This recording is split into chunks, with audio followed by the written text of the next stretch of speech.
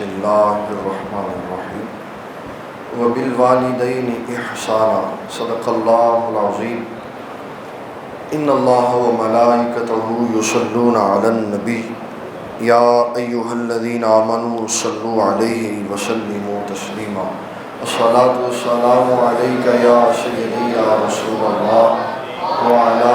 آلک واصحابک یا سیدی یا حبیب اللہ الصلاۃ والسلام علیک یا سیدی یا سید المرسلین وعلی آلک واصحابک یا سیدی یا خاتم النبیین۔ السلام علیکم ورحمۃ اللہ وبرکاتہ۔ اللہ تعالیٰ جل جلالہ کے فضل و کرم، نبی اکرم شفیع معظم صلی اللہ تعالیٰ علیہ وسلم کی نظر عنایت سے اور نگینہ ٹی وی کی توسل سے ہمارا یہ پروگرام فیس بک پہ لائیو نشر کیا جا رہا ہے، اور آج بہت زیادہ شفقت فرمائی ہم پر ڈاکٹر سلیمان مصباحی صاحب نے کہ وہ تشریف لائے اور قیمتی وقت میں سے وقت عنایت فرمائے۔ آج جس طرح تمام ماں باپ اس بات سے باخبر ہیں کہ آج کا یہ پروگرام جناب محمد عامر یوسفی صاحب کے والد گرامی کی روح کو اصالہ ثواب کرنے کے لیے منعقد کیا گیا ہے، ویسے ہمارے یہاں ہر ہفتہ وار پروگرام کا ایک موضوع ہوتا ہے۔ آج دونوں نشستوں کے لیے یہی موضوع رکھا گیا کہ فوت شدہ کو اصالہ ثواب کرنے کا طریقہ کار کیا ہے اور ماں باپ کی عزت و عظمت کیا ہوتی ہے۔ آج ہم جس جگہ پہ بیٹھے ہوئے ہیں یہ ایک ولی کامل کی نماز گاہ ہے، اور یہاں پہ سالوں آپ نے فیضان لوٹایا ہے، اور ایسے ایسے حالات و واقعات قریب رہنے والوں نے دیکھے کہ طلب لے کے آئے اور سوال کرنے کی ضرورت نہیں پڑی تو بن مانگے ہی سب کچھ عطا کر دیا۔ علماء کرام، مفتی نظام یہاں آنا اپنے لیے خیر و برکت کا سبب سمجھتے ہیں، اور جو آتے ہیں وہ ہمارے سروں کے تاج ہیں۔ ان کے آنے سے ہماری عزتوں میں اضافہ ہوتا ہے، ان کی شفقت فرما دینے سے اللہ تعالیٰ ہمارے دامن میں رحمتوں اور نیکیوں کا اضافہ فرما دیتا ہے۔ اللہ تعالیٰ علماء اسلام کی عزت و وقار کو مزید بلند فرمائے۔ بابا جی سرکار عموماً ایک بات بڑی میرے لیے خاص اور سننے والوں کے لیے بیان کیا کرتے تھے، کہتے مجھے تھے اور پتہ تھا کہ یہ بتا دے گا تو آگے بات پہنچ جائے گی۔ اللہ تعالیٰ نے آپ کو بڑی نگاہ عمیق دی ہوئی تھی، حالات کو پہلے آبزرو کر لیتے تھے۔ جب لوگ ٹی وی توڑ دو، ٹی وی چھوڑ دو کا نعرہ لگاتے تھے نا کہ نہیں ٹی وی نہیں دیکھنا چاہیے، اس وقت بھی آپ انٹرنیشنل میڈیا کے اوپر بیٹھ کر دین اسلام کی تبلیغ کرتے تھے، اور فرماتے تھے آپ لوگ یہ جو نعرہ لگا رہے ہیں یہ ٹھیک نہیں ہے، ایک وقت آئے گا آپ بھی یہ سارا کام کریں گے، تو دھیان سے وہ فتویٰ دیں جو بعد میں آپ کو نقصان نہ دیں۔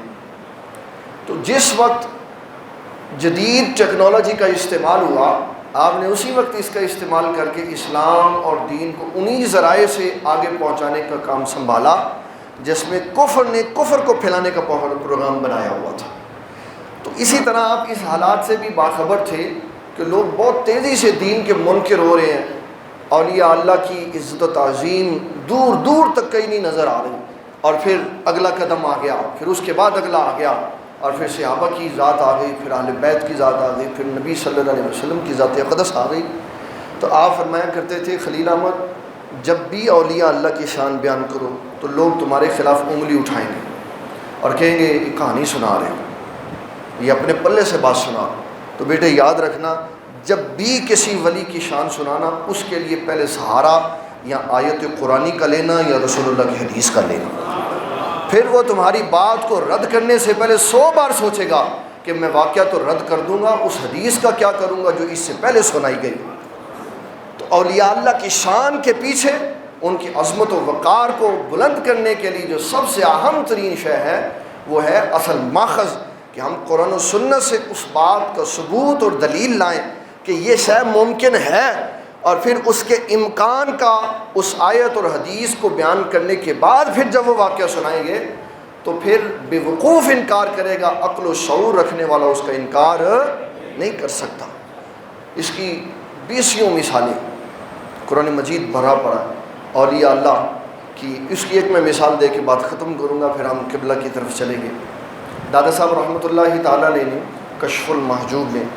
حبیب سلیم رائی کا ذکر کرتے ہوئے یہ لکھا کہ آپ بڑے ولی کامل تھے، اور ایک دن آپ بیٹھے ہوئے تھے عبادت کے لیے، ایک نوجوان وہاں سے گزرا، اس نے دیکھا کمال ہے، بابا جی نوافل پڑھ رہے ہیں اور جو معاملات ہیں وہ خود بخود ہو رہے ہیں، اور بکریاں چر رہی ہیں، اور ایک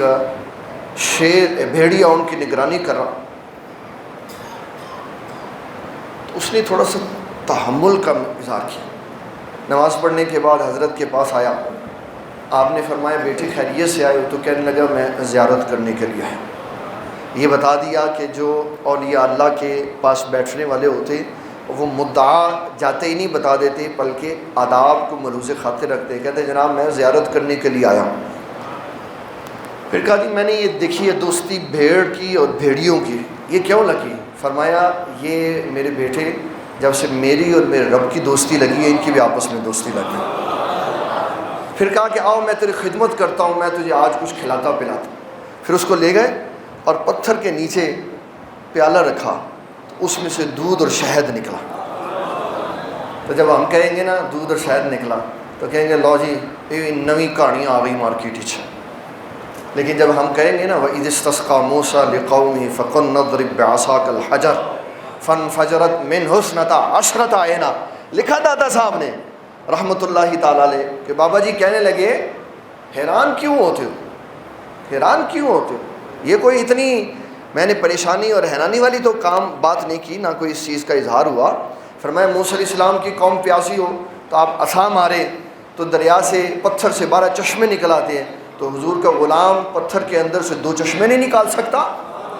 تو جب اولیاء اللہ کی کرامات کو ہم آیات اور احادیث کے بعد سنائیں گے نا تو پھر کوئی رد کرنے کی جرات نہیں کر سکتا۔ پھر سننے والا عقل و شعور والا ہوگا، اگر وہ صحیح رائے قائم کرنے والا ہوگا تو پھر وہ دھیان کرے گا کہ بابا اس کرامت کا انکار کرنے سے وہ آیت بھی پیچھے آ رہی ہے، وہ حدیث بھی پیچھے آ رہی ہے، کہاں تک میں جاؤں گا؟ اولیاء اللہ کے اوپر حملہ اس لیے ہوا کہ صرف اولیاء اللہ کی کرامت کو سنایا، آیات اور احادیث کا جب سہارا لے کر ان کو پہلے بتا کر۔ ایک بزرگوں کا واقعہ دادا صاحب رحمۃ اللہ تعالیٰ نے لکھا کہ شیر نے ان کے اونٹوں پہ حملہ کر دیا، آرام سے کھڑے ہو گئے، گھبرائے نہیں، اس سے کلام کیا، اس کو کہنے لگا کہ آپ نے یہ اونٹوں کا اثار کرنے کے بعد کوئی بہت اہم کام تو نہیں کیا، یہ تو مجھ جیسے جانور بھی کر لیتے۔ تو کہا دیکھو ایک اللہ کے ولی سے شیر گفتگو کر رہا، کہا لو جی اے نویں آ گئی گل مارکیٹ ہی، بھئی شیر کیسے گفتگو کرتا ہے؟ پھر اس کو حدیث سناؤ۔ نبی صلی اللہ تعالیٰ علیہ وسلم کے غلام خاص حضرت سفینہ جنگل سے گزر رہے تھے، لشکر کے ساتھ تھے، راستہ بھول گئے تو فرماتے ہیں شیر آ گیا۔ جب وہ آیا تو میں نے اس سے کہا اے شیر میں رسول اللہ صلی اللہ علیہ وسلم کا غلام ہوں۔ تو اتنا کہنے کی دیر تھی وہ ٹھہر گیا اور وہ ساتھ چلتا رہا، اور جہاں سے خوفناک آواز آتی شیر ادھر چلا جاتا، پھر دیکھ لیتا حالات ٹھیک ہیں پھر واپس آ جاتا۔ اس وقت تک شیر حضرت سفینہ کے ساتھ رہا جب تک حضرت سفینہ اپنے لشکر سے جا کے نہیں مل گئے۔ تو نبی صلی اللہ علیہ وسلم کی بخاری کی یہ حدیث ہے، آپ آقا کریم صلی اللہ علیہ وسلم نے فرمایا اگر مجھے کوئی آگے کہے نا کہ میں نے شیر کو کلام کرتے ہوئے دیکھا تو فرمایا میں بھی مانوں گا، ابو بکر صدیق بھی مانیں گے، عمر بن خطاب بھی مانیں گے۔ تو میں اس میں اضافہ کر دیتا ہوں کیونکہ حضور کا غلام ہوں، تو اتنی بات اپنے ساتھ سے میں اضافہ کر دیتا ہوں کہ حضور پاک صلی اللہ علیہ وسلم نے فرمایا کہ اگر مجھے کوئی آ کے یہ بتائے کہ جنگل میں شیر کلام کر رہا تو حضور پاک صلی اللہ علیہ وسلم نے فرمایا میں بھی مان لوں گا، ابو بکر بھی مان لیں گے، عمر بھی مان لیں گے، اور میں کہتا ہوں حضور کا ہر غلام بھی مان لے گا کہ شیر کلام کرتا ہے۔ کن سے؟ جو اللہ تبارک و تعالیٰ کے حبیب کے خاص ہوتے ہیں۔ تو یہ بڑا اہم ایک نقطہ ہے، اس کو سمجھنے کی بڑی سخت ضرورت ہے کہ ہم اپنے موضوعات کو قرآن مجید کے ساتھ ریلیٹ کریں، حدیث کے ساتھ جوڑیں، تاکہ جب ہماری گفتگو قرآن مجید سے شروع ہوگی اس کے اندر کثیر احادیث ہوں گی، حوالہ جات ہوں گے، پھر اولیاء اللہ کی باتیں لوگوں کے دل پہ اثر کریں گے۔